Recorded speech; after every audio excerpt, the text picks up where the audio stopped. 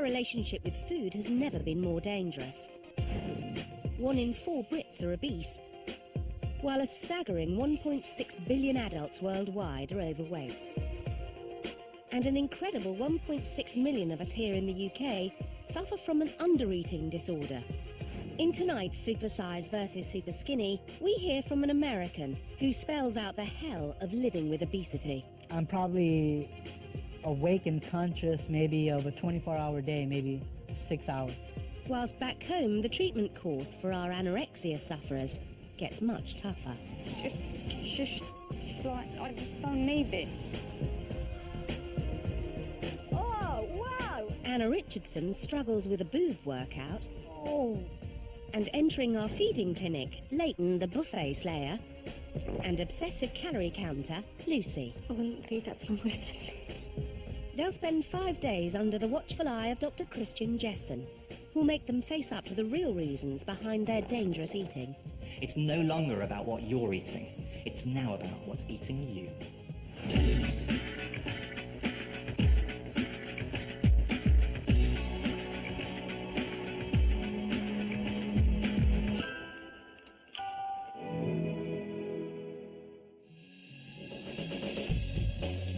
A new week in the diet den brings 2 new swappers, eager to change their horrific eating ways.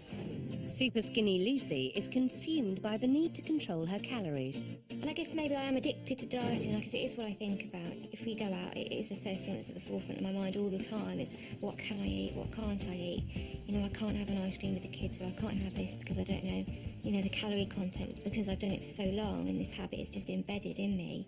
You know, it's hard to break. What started as a post-birth diet plan has gone too far, and she's now at the mercy of the kitchen scales. The habit that I'm into now is a result of the diet that I did. It was incredibly regimented. I weighed everything out, breakfast, lunch and tea, to know exactly how much I was taking in. And that's just formed this really bad habit of weighing everything and the need to weigh everything and know what I'm having. Luckily for Lucy, she's found our feeding clinic just in time.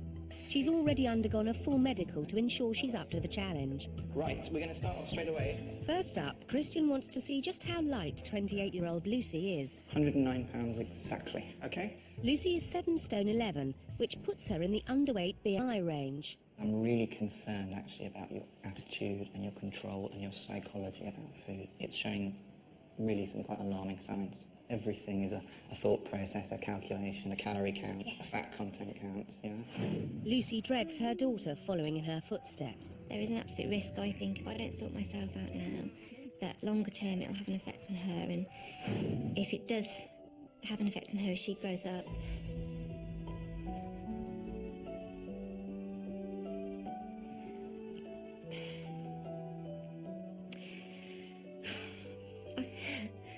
I can live with myself if she grows up has the same problems that I've had.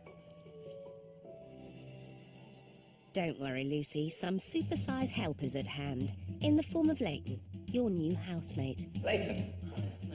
Leighton tips the scales at 23.5 stone, which is about 3 little Lucys.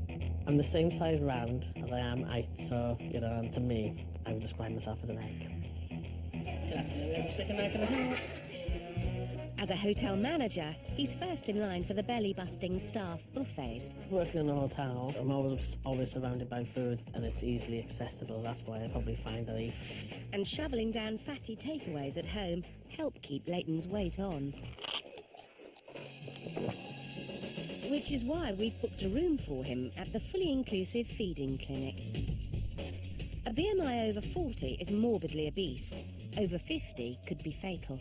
Your body mass is 57.5. And morbidly obese basically means very, very high risk of illness and disease and actually death.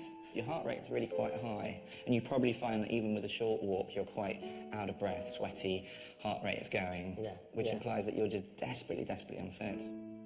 At 27, single Leighton's desperate to meet someone, but always fails to get the attention he longs for.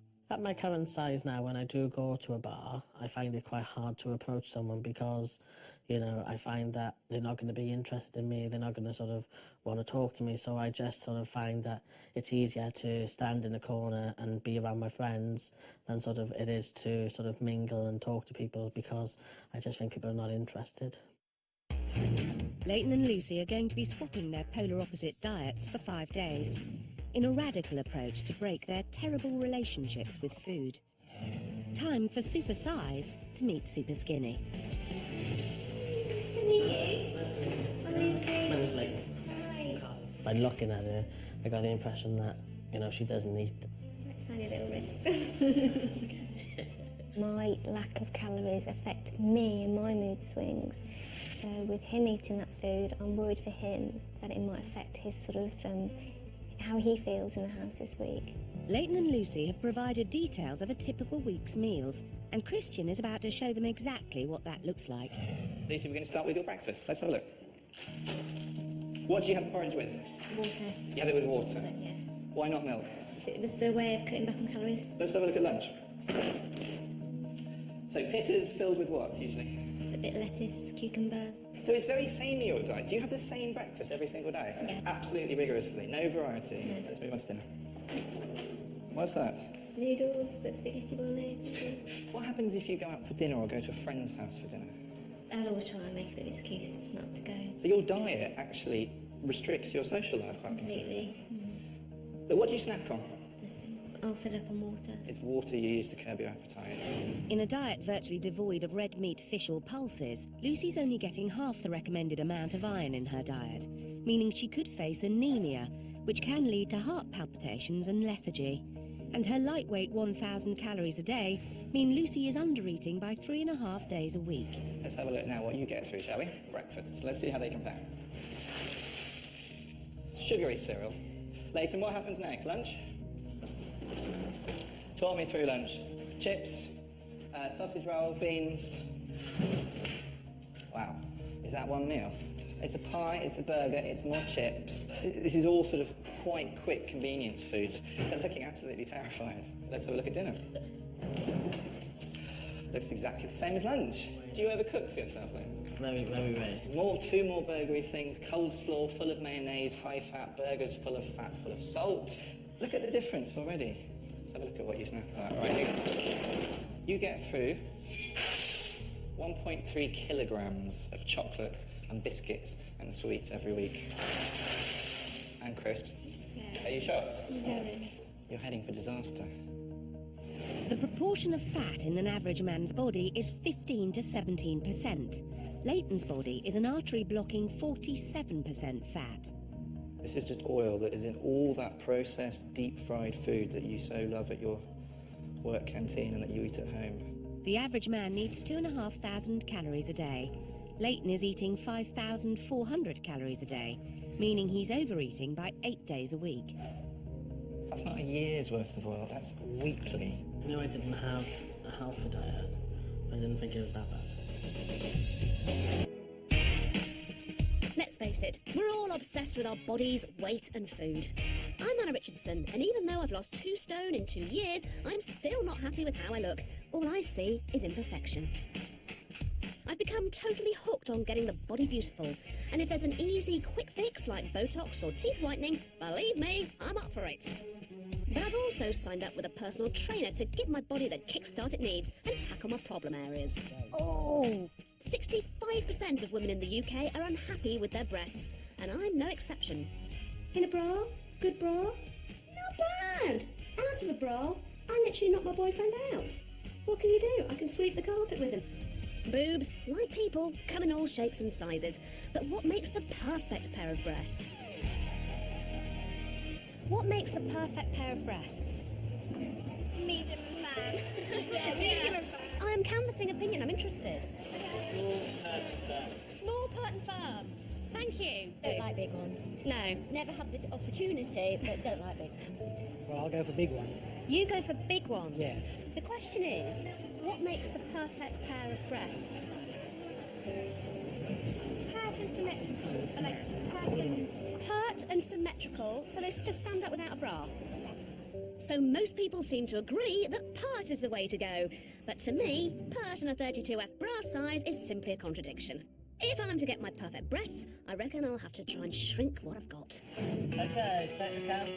Saying that, glamour model Sam Cooke has the same cup size as me, and hers seem perky enough, so maybe she can give me some tips. Now, Sam, right, your boobs are perfect, right? Thank you. Mine are not. So what tips have you got to make them look as good as they can possibly be? It looks good if your nipples are a bit erect when you've got no top on, because Yeah. it makes your whole boobs suck up. Right. So I either do a bit of nipple twiddling or a bit of the old Coke cans. Have you got any exercises you can show me? Yeah, I've got a few. I'm going to get my gym gear on. Hang on. It's just like a press up. The further away you are from the ball, the harder it is. And then just drop. What's it doing to your knockers? Tighten them, give them a better shape. This is how the professionals do it, Sam. Oh! How many have I got to do? 15. One. Sam's boobs have been voted some of the best in Britain, and if exercise works for her, I'm going to get my trainer Matt to give me a boot camp workout. Get it? Boot camp? Never mind. Oh, whoa! Hang on a minute. That's really hard. Breathe out on the way up. Good. Keep the hips up, and up it goes. Oh. I've been working out like a good un, but I'm still left with big boobs that are more pendulous than pert. Exercise only isn't going to slim down these puppies. The bottom line is the only option if you want smaller breasts is surgery, something I've often considered. Today I'm going to watch an operation, but before I do, surgeon Mr. Arnstein shows me what kind of results and scars can be expected after a breast reduction. Here's a lady who's, you can see, Yes. is very heavily breasted. Now, afterwards, here's the scars, and these are fairly early scars. Yes. The scar on the front of the areola is on show, but much below that hides into the fold. So all you really are going to see then really is just a little bit of scarring just down the front of the breast. All being well, it heals as a fine white line, but that's no certain that it will happen like that. And sometimes you get stretched scars, sometimes they're red and lumpy and take a long time to settle, sometimes they don't settle. You could not be thrilled with that result. As I change into my surgical pyjamas, suddenly the reality of what's about to happen hits home. I'm freaking a little bit about this. I have watched other surgeries, but for some reason this one is hitting home a bit more. I think it's because it's something that I'm genuinely thinking about. And also, maybe it's something to do with the fact it's breasts. It's integral to being a woman. And you've wanted them all your life, and then suddenly you're going, bye-bye. So, yeah, freaking a bit. Find out later how I get on observing a breast reduction procedure firsthand.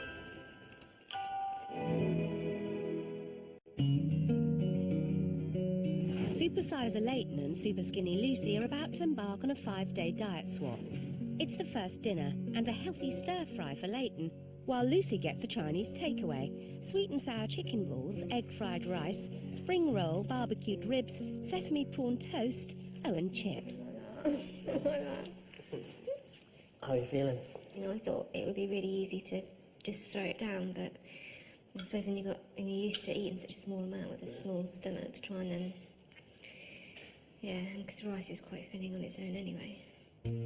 Eating Leighton's calorie-laden diet is a real challenge for Lucy, as she's kept her diet so tightly controlled for so long, but I need her to embrace the concept of the diet swap so she realises that she can eat more and that it's going to do her good. It's not long before it all gets too much for Lucy.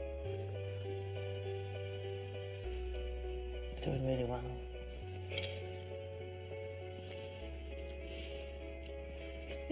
Quite sick. I've had enough. Honestly, I think you're doing really, really well. But the hardest part of that was watching Lucy struggle. It made me feel, I don't know, a little bit guilty, I suppose, to think that, you know, I put her through that and made her feel that way. It's just grease. That's all it was in my mouth. Swimming is just a coat of grease. I wouldn't feed that to my worst enemy.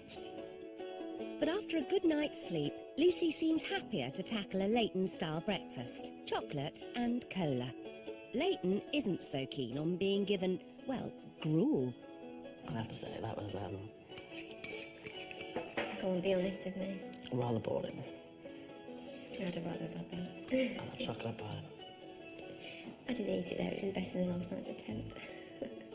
That's true, actually, you got an empty plate. I think I feel angry to the point where I've got a headache with it, so not just sort of stomach cramps, but I've got a little sort of mild headache, whether that's from the lack of food. You know, I'm feeling quite tired and starting to feel a little bit miserable now. And later on, he falls fast asleep on the sofa. Lethargy, breathlessness and loud snoring can be a side effect of extreme obesity. Leighton's ignored the many warning signs that his body's been giving him, and I don't think he realises just how much worse his health's going to get if he doesn't change his eating habits. He needs to see that this is not just a doctor's lecture, this is reality.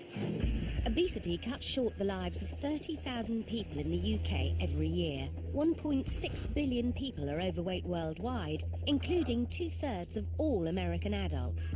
In this series, we're turning the spotlight on 8 morbidly obese Americans who are a dire warning of just how bad things can get. When you're this weight, there's so many ways to die. It will affect every aspect of your life. Make the right choices in life. Don't wait till it comes too late. Don't take life for granted. Life is too precious. Don't wait until it's too late, because if you don't, you'll die. For these 8 weighty US citizens, it's too late to turn back the clock. When you get this desperately ill, you're in trouble. But it's not too late for Leighton, yet. And 36-year-old Edward from LA, who weighs 27 stone, wants to help drive the message home. He sent a personal message to help Leighton understand he needs to address his unhealthy eating issues right now. As I was growing up, I was basically the only child in my grandmother's house. She cooked for an army, and she always cooked for an army. They didn't look at it like, well, he's gaining weight, it's unhealthy. They didn't think that it was such a problem. The things that I miss most are going out on Friday and Saturday nights. You meet someone at a club or a bar, or you go for a walk. These are the simple things that I can't do anymore. It's a special kind of person that you're going to find that's going to want to hold your hand while they're walking and you're rolling down the street on a motorized scooter.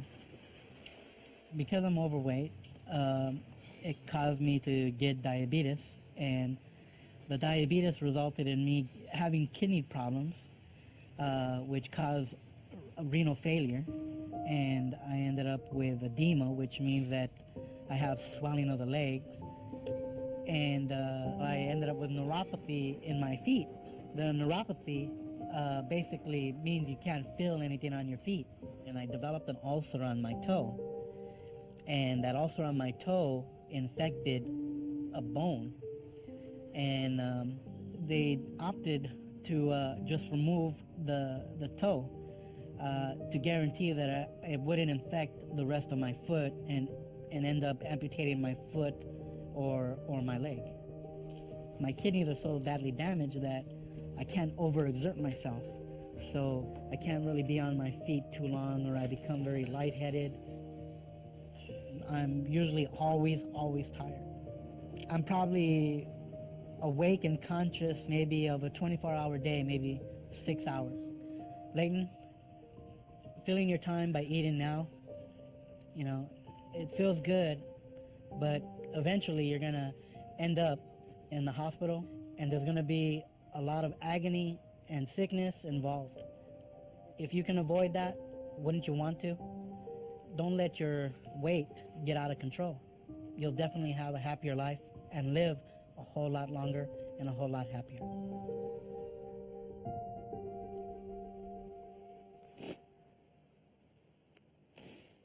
Watching the video, and you know, I can already relate to some of the things he said, and you know, I think to the point where, you know, I do find that I'm sleeping quite a lot in the afternoon, and, you know, already I'm finding it a struggle sometimes to, you know, to go out walking with friends. But the problems are all exactly the same problems that you will experience if you don't change anything. I was prepared for the hunger side, but I wasn't prepared for the emotions of doing this. What drives you to eat, because it's not hunger most of the time, it's something else. And I think if you can get back in touch with those emotions, then you're well on your way to changing them. Leighton takes on Christian's advice, and with Lucy's help, he looks into his past to find a specific trigger point for his extreme eating. This picture, I'm about 12, 13 years old. That picture is probably around about the time where I really did start to question my sexuality. I wanted to be in a relationship, didn't know if I wanted it to be a girl, if I wanted it to be a boy. You know, I was really confused, and I think that's where I did start having meals in school and start snacking. I think I knew about the age of 17 that I was gay. By then, I'd already got into the stage of the snacking and the eating and, you know, going for the unhealthy options and having the pasty and chips and beans for lunch. You know, in this picture, I think I chose to dress up that year because I could make a joke of it and, you know, going out on, yeah. I think recently, I think the more and more I thought about it, I think I do hide behind food. Until I came here, I never really thought that my weight was a problem for me. You know, and I think definitely I'm realising that I do have a bigger problem with the size than I sort of used to admit. Leighton now realises just how much his weight has affected his confidence. And now it's Lucy's turn to look into where her eating problems began after the birth of her first baby. What do you think? Can you see what I can probably see in that picture? That I'm probably quite a bit bigger. When I look at that picture, I don't see someone that's fat or unattractive. You know, I think for someone that's just given birth, you look quite okay. You look really good, actually. I was probably quite obsessed with just getting the weight off as soon as I could. With everybody saying how good you look when you lose weight, it's really nice that people are saying it. So I just kept pushing myself more and more without even really realising, I suppose. And I think that's where, you know, it went from being slim to being skinny, I suppose. Actually starting to look and think why I've gone from what I can see as my happy time to sort of now where I'm at a point where I think I didn't give my body a chance. I think I just took it way over the top.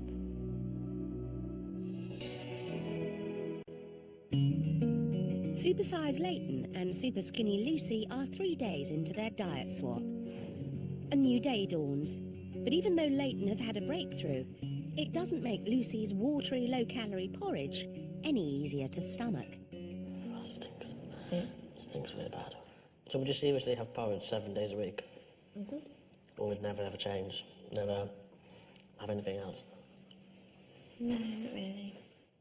The lack of variety in Lucy's diet is her way of keeping tight control over her calorie intake. But she didn't always have issues with food. Before Lucy had her first child, Katie, she'd been a healthy size 12 to 14, but her post-baby body made her desperately unhappy. The trigger with my weight loss was having my children and actually going on a diet, I suppose you call it. And that's what I think started the whole thing with losing weight and then the need to lose more weight. As people were saying I look good, just keep thinking I'll lose a few more pounds, I'll lose a few more pounds, and then before you know it, it's out of control. Lucy's rigid control of her diet comes from a deep fear of gaining weight. Christian's concerned that she hasn't grasped the reality of where her constant undereating could lead, so he decides to show her. Let me show you a picture. Oh. That's someone who actually is anorexic. It's disgusting. And who has, you know, purposefully undereaten. It's skeletal. And the reason it looks skeletal is because all the muscle has just been, you know, reabsorbed by the body in a desperate attempt for it to get some energy. My worry is that your level of control and paranoia over what you eat may well mask any sense of reality, so that you do get to that stage without even realising it. I can see it now and see that it's not, I don't want to look like that. If my daughter came home looking like that. You'd be extremely worried, wouldn't you? Yeah. I can see now what everybody's been telling me. You just need to relax about your food. You need to enjoy it. You need to just let go a little bit. I've come to really realise now, looking at myself a bit more, that skinny really isn't attractive. You know, it's not what I originally perhaps thought I would be able to get out of it, you know, having this really thin figure. I look at it and I don't want that now, and I certainly don't want my children growing up thinking that that's how they have to look. So I'm slowly starting to come around now, realising that I can eat more and that it's going to be fine.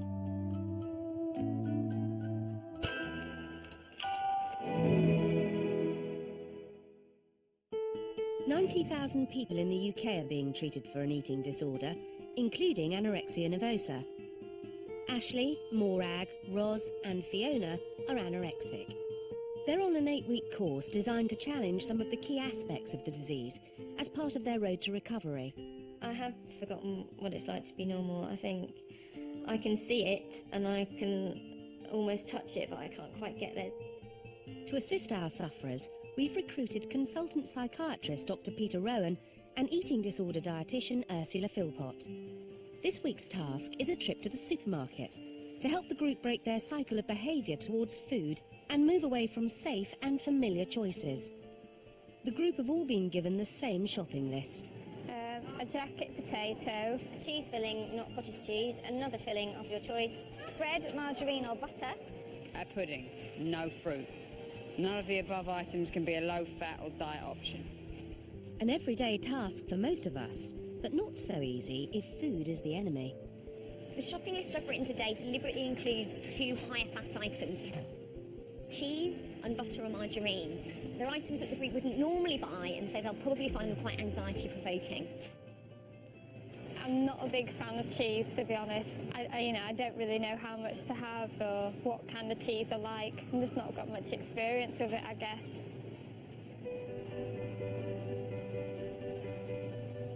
Being a mathematician, everything in Fiona's life is a numbers game.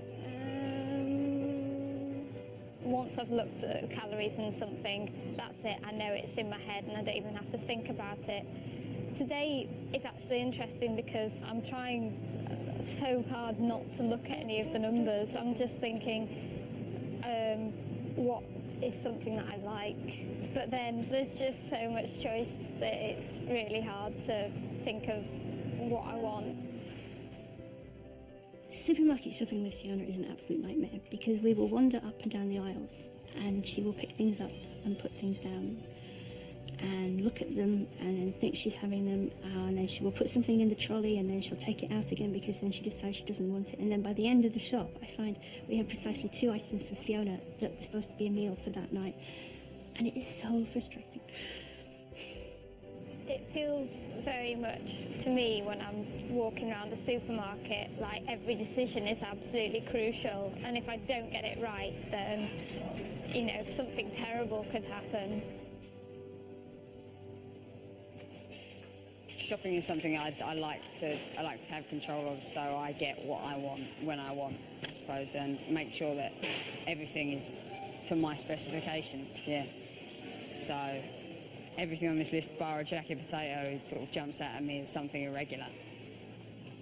The 20-year-old Ashley, who's lost 3.5 stone in 3 years, defying this dairy challenge is pushing him out of his comfort zone. I literally have no idea what's in any of this. I'm just trying to get out of it. Just get whatever I need and just I don't really want to be here, to be honest. It's just like, I just don't need this. It's just in the way. I feel like I've got to fit this mould.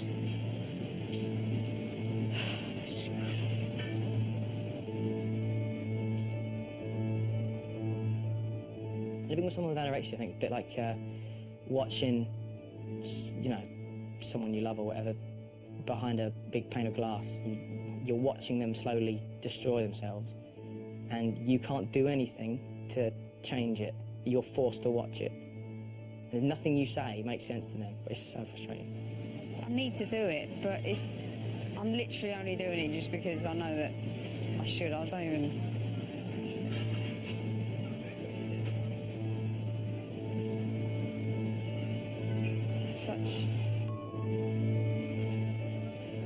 Forget it. Anorexics often have real difficulty in shopping for food, typically in supermarkets. They have a whole lot of conflicts in there. They're driven in a way by wanting food and wanting to eat, and being surrounded by it, it's natural for them to be completely looking at it in excessive detail all the time, how many calories are on it and so on. And at the same time, they're actually terrified to eat it.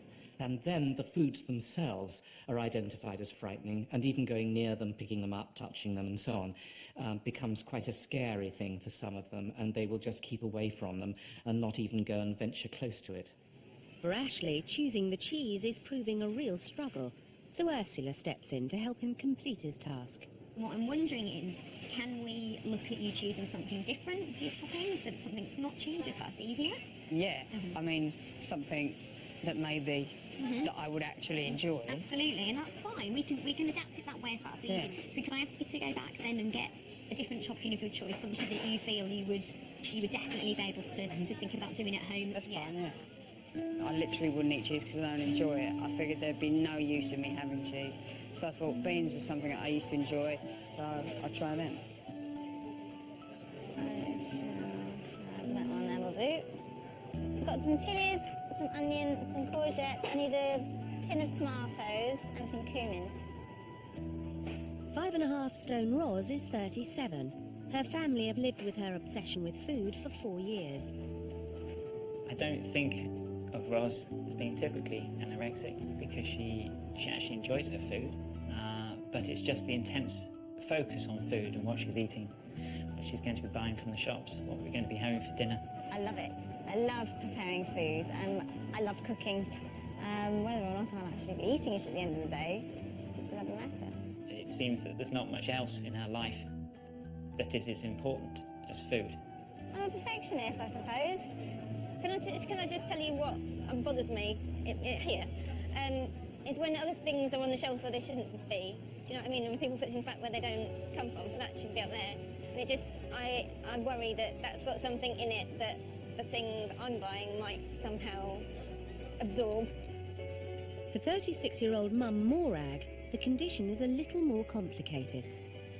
Describing anorexia without getting angry is actually quite a difficult thing. It's like having another person in a relationship, a very petulant, difficult, temperamental person, because it sets its own guidelines and it won't countenance the idea of operating outside of those guidelines. My trolley is kind of split, if you like, when my things all go on one side and my husband's things all go on another side, just to kind of keep that contamination thing to a minimum.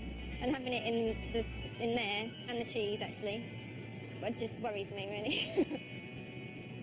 It's kind of a sort of a system of beliefs I have built up over time really, and I know that they are ridiculous. I'm well aware that, you know, things can't be absorbed into other things, but it's just a fear that has just got bigger and bigger and bigger. Some foods that they will come across are really terrifying to them. Typically chocolate, cheese, those sort of high fat and often sugar-containing foods. By the time they get home and they have to eat them, they may or may not actually find themselves able to do so, because the terror by then builds up, the terror of what will happen if they do eat, and therefore they end up very often rejecting foods which they themselves have chosen at an earlier stage. Our courageous class have agreed to face that fear head-on and take on their dairy demon. How are you doing? The potato's quite large, but that's fine. I've started, so I'll finish. It's nice to have something that tastes nice, and that you're hungry to eat. I'm surprised it's not as overwhelming as I thought it would be. You're not feeling too anxious or Not as anxious as I thought now that I've started to eat, so yeah. The anxiety definitely comes in the preparation stages, and afterwards I felt just like okay full, not overwhelmingly full, so I'm quite pleased with myself now, to be honest. As the group finish their main, Morag makes a breakthrough that gives everyone a boost. Morag, I was interested to know how long it is since you've eaten a jacket potato with butter and cheese. Tens of years, not, you know, even... Sorry, it's my career. It's fine. I'm sorry. No, don't worry, that's fantastic. It's fantastic. I know. You had a really positive attitude about it as well, and you've done really, really well. I mean, it is a big deal. I wasn't crying because I was upset or anxious about what I did. It was tears of amazement and pride, I suppose, that I'd actually been able to do it, and that people were saying, you know, you've done really well. You know, people haven't said that very often to me, and meant it in my life, so it really meant a lot to, you know, to be supported. And Ashley, how's it going down? I feel bad for feeling good. Do you know what I mean? Yeah, absolutely. Yeah. Welcome to the dark side. One thing I am trying to do is to just sit with feelings of anxiety. And I try and do things like I compare myself to a taxi driver who drove me here this morning. He said he sits in his car for 12 hours a day, and he wasn't huge, and he ate his bacon and butties in the morning, and I think, well, if he can do it, you know, I can. So. If you've been affected by any of the issues raised, go to our website, channel4.com/health.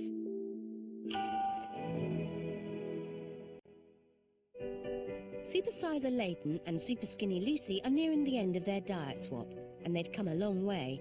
During a last outdoor picnic, Leighton contemplates the impossible, leaving some of what's on his plate. Are you feeling full? Almost. Are you feeling full? I think I'll eat this and then I'll be full. Good. And I think I'll be... Oh, I'll be so pleased. And the opposite is true for Lucy, as she chows down like a trooper. That's going to be the first actual meal that you would have finished from they would have eaten everything. So I'm so annoyed I've not realised it sooner. Before they head for home, Christian gives Leighton and Lucy their diet plans for the next 12 weeks. Let's talk a little bit about the diet plans, what you're going to be off on. And really, the emphasis on it is not restriction. You can still eat those things that you really like. You can still eat healthy food, but really for both of you, it's about portion. So you're getting a bit more in your food, you're getting a bit less, but you're still both going to enjoy it, and therefore I hope you're going to stick to it, all right? Let me give them to you. Here we go, Lucy, that one's yours. Leighton, that's yours. And all I can say really is best of luck. This is it. And I really hope you enjoy yourselves. And when I see you again, you're going to look healthier and happier and be well on your way to big changes. Okay? Cheers. Thank you very much. You know, before I came, I always thought my problem was just my diet, and it hasn't been just my diet. And as the week has gone on, has made me sort of realise that and sort of think about why it is I do what I do and why it is I sort of got into those bad habits. It's about respect for my body and, you know, not to fill my body with that crap anymore. All the best. Take care, yeah? I'm going to go home. I'm going to carry on eating what I ate, but I know now, and I'm excited now, I can eat loads more of it. It's just about letting that fear go. And actually, once it's gone, you feel so much better.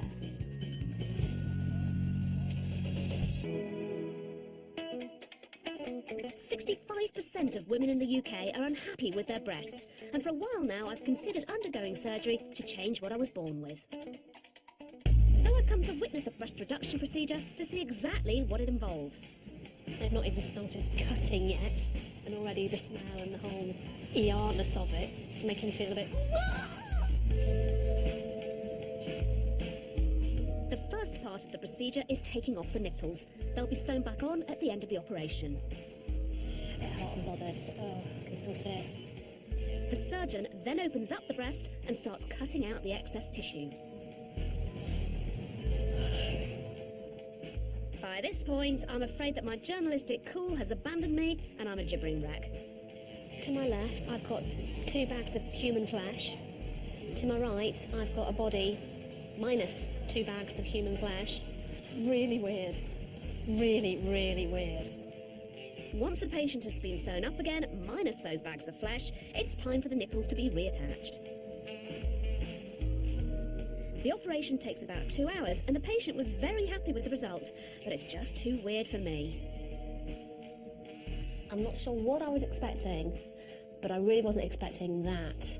And having witnessed it, and bags of flesh on the side, there's just no way I could go through that with my boobs. It makes me feel too weird. So that's pretty much me done. I think I need a bit of a lie down.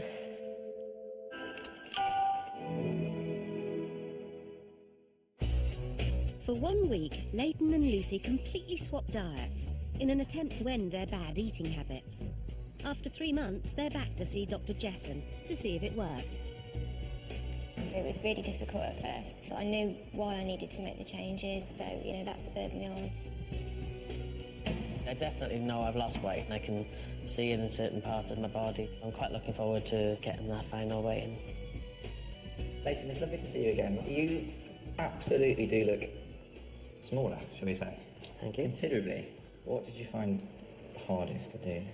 I think the hardest thing was breaking some of the habits. So, for example, sitting in front of the telly, being lazy, snacking. And how did you break those habits? I think it was from just determination, because this is something I've wanted to do and just needed something to give me that kick at the backside and give me that motivation that I needed. What were you hiding from before? I think probably myself. I always just thought, oh, well, you know, I'm big. You know, big people are generally known for being quite lively and bubbly, and I suppose I hid behind that and hid behind the habits and sit in front of the TV, whereas now I quite enjoy going out and much more confident, and, you know, I now know that if I really want to achieve something, I can. Lucy, it's good to see you again. You're looking a changed lady. Thank you.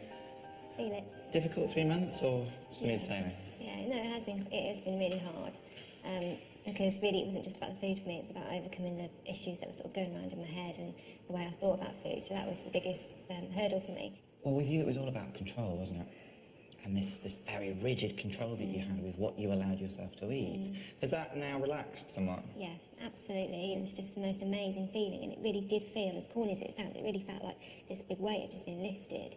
When I think back to what I was eating, I don't know how I physically got through the day, and I think that's, you know, now I can see that's why I was tired, that's why I was irritable, and then it took, you know, just a matter of a week to just flick a switch, and now it's all turning around and it's fantastic. After 12 weeks, it's time for the pair to be reunited. Hey, look at you! Hello! How are you? Nice to see you! Look at you. You look amazing! How are you doing? Give us a twirl. Do you feel more confident? Oh, much better. Yeah, much better. I do too. Do you have more energy and things? Oh, like you wouldn't believe. Do you sleep as much as you do? No. My snoring is so much better. Butt in. Good to see each other again? Yeah, definitely. How do you think he's looking? He looks amazing. It's quite dramatic, isn't it, I think? Yeah, absolutely. I'm very happy with both of you, is the first thing I want to say, really, really, really, because I think never have two people embraced this more and just worked out your own little personal issues and foibles and things and dealt with them. So, Lucy, it don't even look like that, really. I don't even have to pretend I'm happy. 6 pounds increase. Really? Yeah. 2 inches around your tummy. That's great. And a whole different person altogether. It really, that's fantastic, believe me. This guy, in fact, I'll just go straight in. 3 stone, 5 pounds you have lost. That's impressive. And you've lost 4.5 inches around your tummy. Yeah, I felt I got this far. Yeah? Are you pleased with that? Yeah, definitely. That's amazing. I know, it's good. I'm delighted. I really am delighted. Yeah. That's a real result. I mean, that's more than I expect for either of you, to be honest. So, you know, I'm a happy doctor. Yes, thank you. Thank you. You're going to keep this up now? Definitely. I'm really pleased, really, really pleased. You know, you think £6 doesn't sound a lot, but to me it's such a big achievement. You know, 12 months ago, £6 would have been the end of the world. And I'm just so proud of myself. I set myself a goal of being around 15 stone, you know, by sort of within the next 8 months. So I think getting the results today has made me realise that, you know, I can achieve it and I'm going to achieve it.